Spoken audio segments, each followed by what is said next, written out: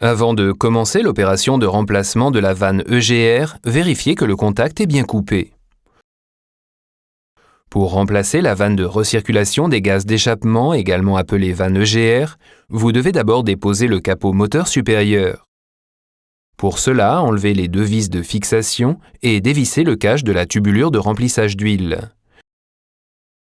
Vous pouvez désormais retirer le capot moteur et revisser le cache.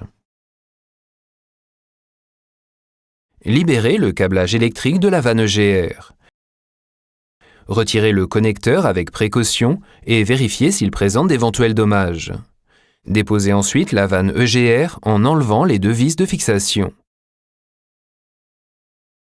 Vérifiez la présence d'endommagement ou d'impuretés sur la vanne EGR. À l'aide d'une brosse en laiton ou d'un grattoir en bois, vous devez ensuite nettoyer les surfaces d'étanchéité et enlever les résidus de joint. Comparez l'ancienne vanne EGR et la nouvelle avant de la monter et vérifiez l'absence de défauts afin d'éviter toute intervention supplémentaire. Vous pouvez maintenant monter la vanne EGR avec un nouveau joint sur la bride du collecteur d'admission. Pour cela, fixez la vanne avec les deux vis en les serrant légèrement. Veillez à la bonne fixation du joint lors de la mise en place. Serrez ensuite les vis de fixation au couple indiqué par le constructeur.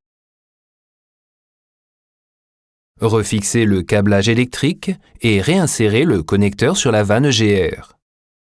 Raccordez maintenant un outil de diagnostic et effacez la mémoire des défauts.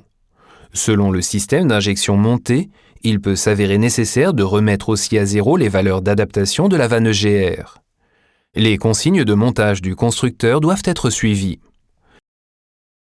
Démarrez ensuite le moteur au ralenti, contrôlez s'il tourne rond, et vérifiez qu'aucun bruit d'air indésirable n'est perceptible et qu'aucun témoin d'anomalie n'est allumé. Il peut arriver que le véhicule ait un fonctionnement encore quelque peu irrégulier après le montage de la nouvelle vanne EGR, étant donné qu'elle doit d'abord s'adapter au système d'injection. Il est recommandé de réaliser un long essai sur route. Informez également le client de cette période d'auto-adaptation, car selon le système d'injection, elle peut durer relativement longtemps avant que le moteur tourne à nouveau parfaitement rond. Après l'essai sur route, il convient de lire une nouvelle fois la mémoire des défauts.